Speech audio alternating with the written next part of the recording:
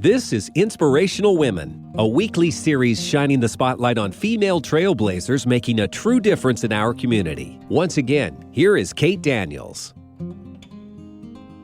Now we get to meet the new Executive Director of Cancer Pathways right here in Seattle. Jessica Daughtee, good morning. I'm so grateful that you're able to join us this morning. Good morning. So glad to be here. And congratulations, of course. You are now the brand new Executive Director of Cancer Pathways. I am. It's a dream come true for me, frankly. Oh, well, isn't that great? It's really an organization, I think, that is just near and dear to the hearts of so many people here in the Puget Sound and beyond, really, I think. But it is such an incredible organization with so much longevity to it. And here you are now, able to be just leading us on into the future. Yeah, absolutely. I mean, Anna, our founder, 30 years. I mean, it's been 30 years since she started Cancer Pathways. And that makes for some very, very big shoes to fill, frankly, but what she's created here is truly something amazing. And I got involved with it very authentically. And so to be at this point now is pretty special. And I would love to hear your story, because we know Anna, that was her beginnings because of wanting to provide this incredible network of support and care because of her own experiences as a child and her mother's cancer. And you have a personal connection. So what are you willing to share about that? Yeah. Well, it's funny because I have so many personal connections, but my background is all in the corporate world. And so the way I actually met Anna in Cancer Pathways was when I was at Microsoft. I was corporate vice president of marketing at Microsoft. And, every month in the month of October, they do a big give month where they're raising money for different nonprofits and such in the area. And Microsoft had a golf tournament called the Microsoft Give and Golf Classic. And it was benefiting Cancer Pathways. And so I am myself a 3-time cancer survivor. And so one of my colleagues came and said, would you be willing to host this golf tournament for Cancer Pathways? And so I said, yeah, let me go talk to them and see a little bit about what they're about. And so I got on the phone with a few folks from Cancer Pathways and fell in love immediately with the story and with what they do. And in fact, it was really funny. In our very first conversations, one of the things I said was, you have my dream job. I said, my whole life, I've always said that when I'm done in the corporate world, I'm going to go work in a nonprofit. And that's really where my passion is. And that's really what I want to do. And so on my first conversation with Cancer Pathways, I told them that they had my dream job. And so it's really funny. So I agreed to host the golf tournament. We raised a lot of money for Cancer Pathways that year. And then they asked, as a survivor, if I was willing to model in the GALA that they have, which is their largest fundraiser of the year. It happens in the fall of every year. And all of the models are survivors. And so they asked if I'd be willing to do that. And so then I became a model in their gala and had a table with all my friends and family and stuff there. And that's kind of how I got involved with Cancer Pathways. And then I just stayed involved because it was such an amazing organization. I wanted to continue to see how I could help them. And so that's how I got involved with them. And then it was really funny. I kind of had certain goals in my life and knew when I hit those goals, that was when I would leave the corporate world and go try to pursue what I wanted to do in the nonprofit world. And so I hit the goal about a year or so ago. And I called Anna. She was my first call. And I said, I am ready to make the transition out of corporate America and into nonprofit. And I would love for you to give me some advice. How do I make myself, someone in a nonprofit is going to want to hire, to go lead an organization. And of course, I would love it to be cancer related, given my history and such. And so we started having conversations and she was giving me advice. And then she was like, I've been trying to retire for about a year now. And so it was just, fate stepping in, I think, at that moment and bringing us together. So it's a crazy story how I got here, but I couldn't be any happier, man. It's amazing. It's a crazy, wonderful story. I love such stories where you really position yourself to, like you were saying, you've got my dream job there. And then, as time goes on, it's like, that idea is hanging out there in the universe for the right time for all of that to connect. And there it was. Absolutely. Yeah, absolutely. So crazy. Yes. How wonderful. And you said you're a 3-time survivor. So big congratulations on that. That attests, of course, to, time and all the research that goes on. And we have better protocols, I guess. Yeah. But to encounter this 3 times, oh my gosh, that's just gut wrenching. Is there something about that you'd like to share? Yeah, sure. So it's interesting. I've had three different types of cancer, so it wasn't recurrence that I had, which is unusual to have that many types of cancer in a short period of time. And so my first diagnosis was thyroid cancer, and my son was just 6 years old at the time. And the good news was that they kept saying, thyroid cancer is the quote unquote good cancer. It's most of the time it's very treatable. Most people, don't end up losing their life over this. There is obviously a version of it that is much worse. But so I felt, as much as you can feel confident when you get diagnosed with cancer for the first time in your life, right, which is a very emotional moment. I felt very fortunate that, okay, if I had to have cancer, this cancer is very treatable type of cancer. And so, so that was my very first cancer. And then 2 years later, I was diagnosed with cervical cancer. And then a few years after that, I was diagnosed with skin cancer. And so it's funny, people say to me, how unlucky, are you? Like someone who has had cancer 3 times, 3 different types of cancer, and I said, I actually feel like the luckiest person in the world, because how many people do get diagnosed with 3 different cancers and survive all 3 of those cancers and get treatable cancers, right? And so I feel very fortunate that maybe this was my path, right, to get me to where I am today. I don't know, but I feel very fortunate that all 3 of them were very treatable. And so while I don't want to downplay the challenge that you go through, it was not easy on me any of those 3 times, right? It's hard on you, it's hard on your body, it's hard emotionally, it's hard on your family, it's hard on the people who are trying to care for you. It's hard from a work perspective because, you're trying to work during that and have a career. So it had a lot of challenges, but I also have to look back at it with a fresh look and say, I feel very fortunate. The situation could have been so much worse for me than it was. And so for me, being able to give back and help others that are going through their cancer diagnosis, or their families that are handling how they handle the diagnosis of a family member and things like that, it just feels so good for me to be able to give back and help those people. And in your position, with having experienced these various cancers and all that goes with it, relating to all of the people you encounter through Cancer Pathways, there's that you resonate with them. They can feel like, oh yes, you understand, you've been there, you've walked this path. Yeah, absolutely. Whether it's talking with folks, in a support group, or whether it's talking to parents of young children, we have, Cancer Pathways, we have a number of programs that we offer, everything, of course, free of charge to everybody. And, right now we happen to be in the middle of summer, where our summer camp program is for children. And so we go out into 4 different locations and we do these week-long summer camps for kids that have been affected by cancer, whether they had cancer themselves, whether they had a sibling, a parent, a grandparent, however they were impacted by cancer, because it's just a different experience, going through it different ways. And so for me, I can relate so much when I talk to these parents. Having a 6-year-old when I was first diagnosed is, it's an interesting position to be in, because you want to comfort your child, you want to be honest with your child. There's so many factors to it. And you think, for me, I thought when he was going through that with me all 3 times, I thought I knew what he was experiencing. And he became a very empathetic child as a result of that. And so he donated all birthday presents from then on to, when I was in Portland, there was Children's Cancer Association. He did every walk, any walk we did, to raise money, he did it. He did a lemonade stand to raise money for kids with cancer. So it made him a very empathetic child. And so I thought I knew what his experience was, and that he wasn't scared. And, I just felt like I knew. And then when he graduated, my son's 28 now, when he graduated from high school, he gave a speech at his school. And he wouldn't tell me what the speech was about, and wouldn't let me help him. And when he gave the speech was about me and my first cancer diagnosis, and then watching me go through cancer 3 times, and how strong of a person I was, and how that impacted him. And, we both just cried and cried and cried. And it was the first time that he ever really opened up and shared with me what his experience was like, for all those years going through my cancer diagnosis with me. And so now I look at the kids today and the parents, right, at our camps, they're coming into Sparkle Saturdays, and, all of these different ways we work with people. And I can relate to it in such a different way. And I think I can help parents understand maybe something that they think they understand that they might not until later, when their kids can say it in a different way. So, we have our teen writing contest where kids write in and talk about how they're affected by cancer. Again, it made me really relate to those kids as they were telling their stories and sharing their essays. And, it's just, there's so many lenses to look at a cancer diagnosis through, for so many people that are touched by it beyond just the person. And it's so important to provide services for all of that whole entire network of people that are impacted by cancer when someone gets diagnosed. Yeah, and that's why Cancer Pathways is so wonderful.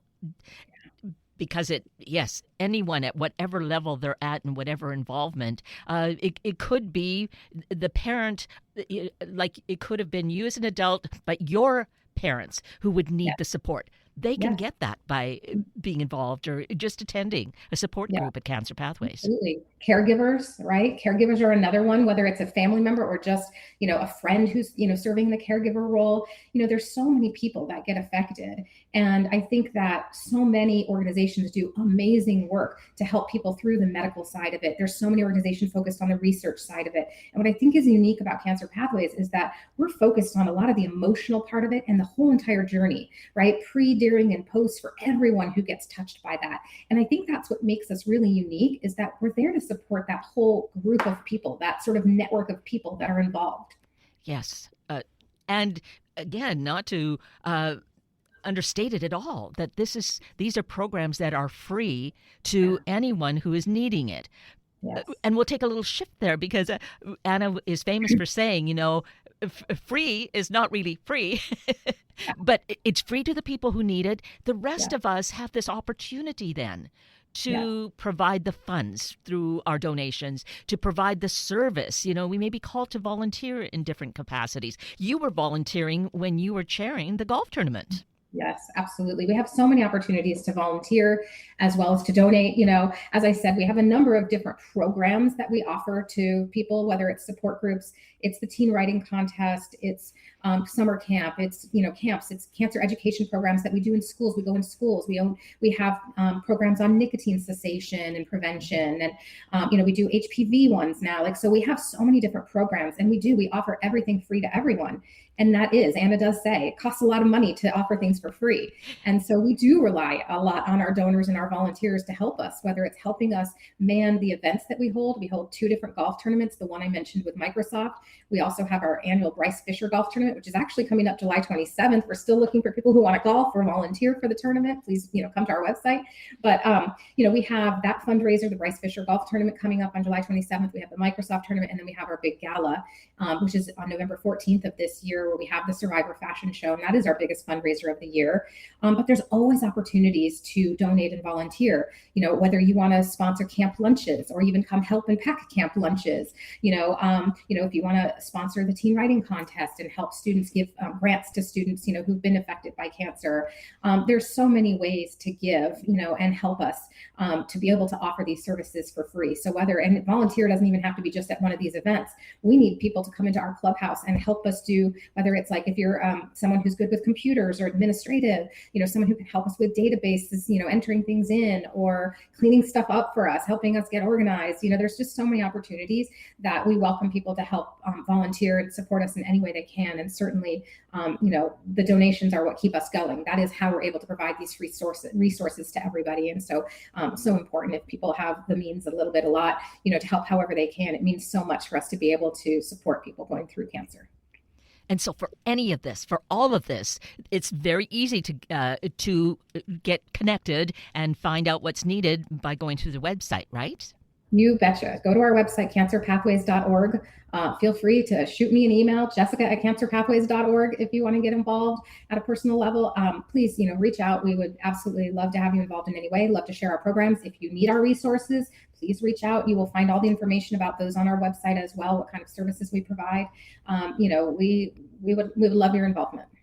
That is so perfect. And I hope there is just this huge outpouring, because it's just such a great feeling when we volunteer. Well, yourself, you mentioned, with the chairing of the golf tournament for Microsoft, but also being involved in the gala and being one of the models for the fashion show. I mean, wasn't that an amazing feeling in both those cases?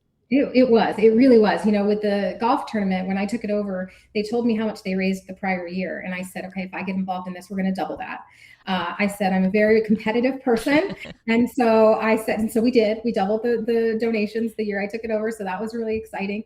The gala, being able to be involved in that, I had a table and brought a bunch of people in and was able to help raise money. But walking in the gala, I am someone who I've been in the corporate world for 30 years. And I've also volunteered for different charities ever since I was in college. I got very involved in volunteering. So it's been something that's been a part of my life forever. But when I look back and I think about, all the different opportunities to volunteer and to get involved and things like that, I love to do that. And when, from a corporate perspective, I have been in the communications, the PR, the marketing world. And so I am someone who, is very happy to be out there and talking about my company, my programs, whatever. But when it comes to focusing on me, when they asked me to walk in the fashion show, and I was like, no, I'll be walking down a fashion show in front of 500 people, and they'll be talking about me and my background. I was like, I don't know if I can do that. And they were like, what are you talking about? You're in front of people all the time, Jessica. And I was like, that's so different. And my team, everyone was like, no, you have to do it, Jessica, you have to do it. And so I said, okay, I'm going to do it. And now I would tell people who are thinking about modeling, it was one of the best experiences of my life. If I could go back and redo it, I would do it differently. I would feel more confident, right? I was like, ooh, everyone's going to be looking at me, and, but it was such an empowering feeling, quite honestly. And so, if anyone's interested in even modeling, and being a part of it as a survivor, please reach out to us. But it was such an amazing experience. To be able to go and do that. And to really, last year I went not as a model, but I had a table and went to the show, and just to sit in the audience and to hear story after story, right? When the models come down the runway, right? It was lovely because local designers, dress the models. And so, right, I had an amazing dress, right? That was done for me by Angelina Brunk, and it was just phenomenal. Angelina Brunk is great. And so you feel amazing in this dress or this suit or whatever's been, you've done, picked out with them. And then they're telling your story in the background. Jessica's a 3-time cancer survivor. She has a 28-year-old son, blah, blah, blah. And they're talking about you and stuff. And so last year, sitting in the audience and listening to all the stories of all the models, every story is so unique and it's so different. And it just grounds you in that this is why we do what we do. We're here to help all these people, right, get through this and help their families get through it and help their friends get through it and offer services that, help them. And it's an amazing experience, whether you're volunteering at the event, whether you're modeling in the event, or whether you're attending the event. It's the most moving experience. I just can't say enough about how awesome it is. And so this year it'll be, I've done it twice now, once as a model, once as an attendee. And this year I'll be doing it as the executive director of the organization. And so a totally new experience for me again yet this year. But it's truly just exceptional. And I feel like I can say it with authenticity because I've participated in it in different ways in the past. And it's just an amazing event. So. It is amazing. And thinking of the models, that you just have really a spectrum of ages, men and women, and everyone has this incredible story. Yet I think it's with the children that it's really just so much more poignant. And it's just, it reaches right down and grabs your heart. And yet to see them kind of just so confidently, right, walking down the runway, it's so invigorating, really. It is. It's so moving. This year was really funny. We had several little kids, and oftentimes they're nervous, and they might not want to go out by themselves. They might want their mother or someone to walk with them. And some of the mothers, or fathers are just like, oh, they're going to be really nervous. I'm going to stand at the end of the runway and da da da da. And so there was one girl last year who was, I was told was very nervous. Now, I didn't know that in advance. I'm just sitting in the audience watching, and she comes out and they're talking about her and she's strutting her stuff, right? And you're supposed to go up and back once, up and back a second time, right? And then you go off stage. Well, this little girl just kept going back and forth and back and forth. And it was the cutest thing ever. She was just having so much fun, and all the love and attention she was getting. It was the best moment of the show. And the funny thing is, we, of course, as an organization, they record the whole thing. As an attendee, I was just recording different moments, and I happened to record her because she was just so touching to me when she came out on stage. And it was just such a great moment. She just wanted to keep going. It was awesome. And that will be something that lives within her, as you talked about with your son, the things that happen that really are life altering and really make a difference going forward. Yeah, absolutely. It was. It will stick with them forever. And, so many people, whether they're young or old, end up volunteering and getting involved in our organization after they've done it, because they see, what we provide for other people, how we, the services that we offer, and, people want to get involved. Once they sort of see what we do, people just are drawn to it and they want to get involved, whether they're able to donate or whether they want to volunteer, whatever it is. But it's wonderful to have people who become advocates of Cancer Pathways after. Oh, absolutely. And it can be one and then the other and back and forth. They're both at the same time. There are no rules about that. It's just the dedication and hearing each other's stories and wanting to really make a difference in people's lives. Yeah, absolutely. And Anna started this organization 30 years ago. She started the gala a year later. And so this year in November, it'll be our 29th annual gala, Mm. which is crazy to think about that we've been doing it for that long. But it's just, I have to say something about Anna because she is just a special, special woman. To have started this with nothing. And really not a strategy or a plan, just knowing she wanted to do something, she wanted to help, she wanted to provide these kinds of services. And I mean, she just bootstrapped this from the ground up. And it's just amazing what she created here. 30 years to see this going 30 years later, and how it's evolved, and how many people we've touched, over 500,000 people through the work that Anna's done the last 30 years. And my goal is to get us to 1 million. There's so much need for our services, and we are getting more and more calls daily with people needing support. And so, my goal is for us to raise enough funds to reach 1 million people. We know the demand is there. We're getting it daily. So what she has built is amazing. And my goal is how can I continue to honor what she has built and then evolve that and grow to reach even more people. And that is a story that bears repeating constantly. Just the encouragement any of us can feel from seeing someone with a passion, a desire to make a difference, and starting with really nothing. And she just had this dream. But yes. but to grasp it and move forward. And yes, as you say, here we are 30 years later, and all the people who have really been touched in significant ways. Yeah.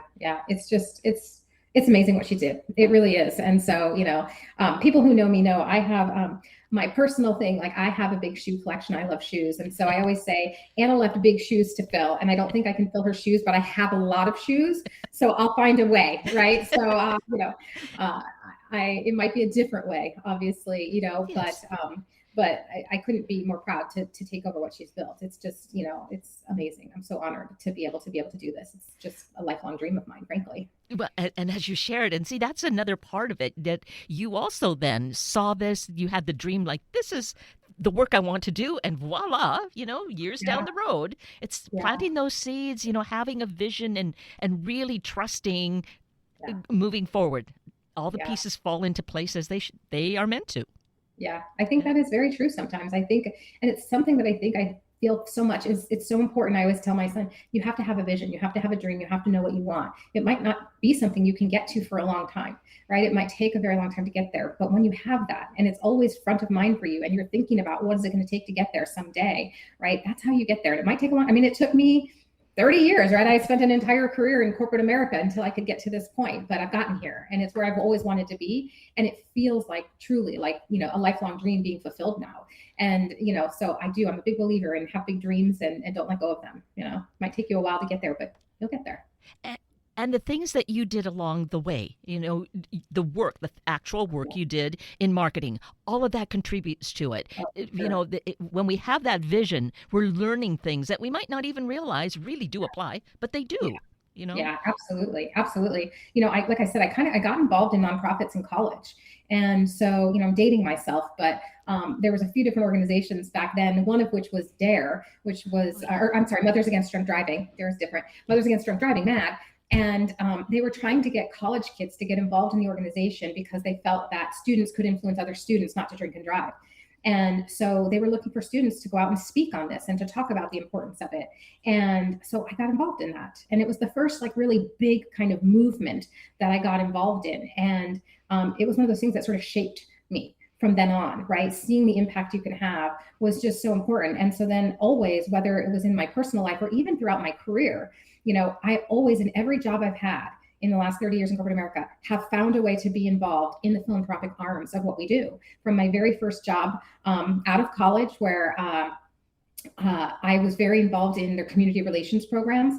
And, the company would give a lot of money to different charities, but they didn't really have a strategy or a plan for how to do it. And so I got involved, and I was doing volunteer work and things through it. And then I came to them and I said, I think we should create a corporate foundation for the company. And we should establish sort of, what are we going to give to? What matters to us? What are the things that we care about? Right? And so I helped them build a foundation, a charitable giving foundation that really allowed us to get organized about what we gave to, how we did it, how we volunteered, how we showed up in the community. And it's something that in every job I've identified a way for me to get involved in these types of programs, and usually ended up being responsible for them eventually in my job description, because I love it so much. And so I've been very fortunate, whether it was that first company, whether it was Intel, whether it was Avnet, whether it was Microsoft. I've just really always had this wonderful opportunity to keep my passion alive through my work that allowed me to get the experience I need to be able to do this today.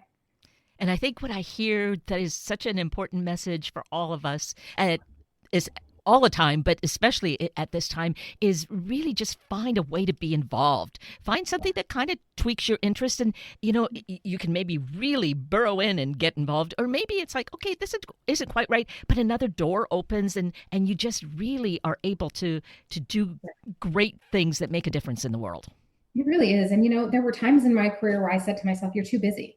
Like, you just don't have the time right now to get involved and do some of this work that you like to do.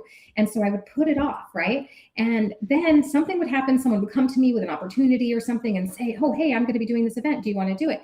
And I would get involved, and then it would remind me, you know what, that brings me so much joy and happiness, whether it's for a half an hour every few months or once a year, or it's every day. Like, I realized, like, I needed to keep doing it, because it did, you think you're so busy, and then you take out like a half an hour, a day, whatever it is, to volunteer and to get involved in something, and it reinvigorates you. It just gives you a lot of energy and excitement, and you feel great about what you're doing in the world and how you're contributing. And so for me, I think, I always thought I had an amazing career. I'm proud of my career. And there were many times where I thought, you're too busy to do this kind of stuff, Jessica. And then you find the time and you do it, and you go, oh, no, that's what brings me joy and happiness. Like, I have to do it. Yes, it really completes the full picture, doesn't it? Yes, it does. And it's so little time out of your day. Like, if you just want to start getting involved in something, like, it's just, it really, I think it really helps you round yourself out and sort of just feel good.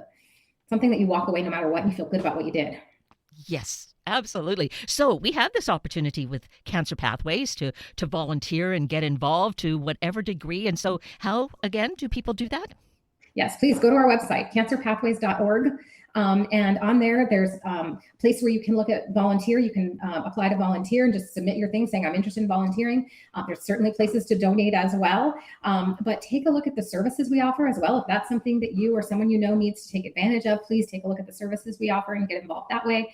But, truly, we would love volunteers to help with any little thing and every big thing. There's so many opportunities and things that we can do. It's funny, there's, Seattle is a very high-tech kind of community, right? I came from that high-tech kind of space, right? As I come into this, one of the things I look at is there's a real opportunity for us to streamline our workload through AI, right? And that would help us be able to spend more of our time and resources on our services and helping others and getting out of some of the administrative stuff. So when I think about ways to volunteer for us, come to an event and help do registration, stand on one of the golf holes, whatever it is, there's so many opportunities, help within the clubhouse, but there's even things for people who are like, that's not my thing, but I'm really, I'm an engineer and I'm really techie. Great. You know what? I guarantee you, I can come up with some ways that you can help us that way too. So whatever your skill set is, please reach out to us, go to our website, and we would love to have you involved in Cancer Pathways. And of course, if you have the means, and can help us contribute at any level, we really appreciate that as well. Like I said, the demand for our services is only increasing every day right now. And so, the funding that we get from donations is what allows us to provide these services completely free of charge to everybody. And that's an amazing gift for someone who is needing it at that particular time, this particular time.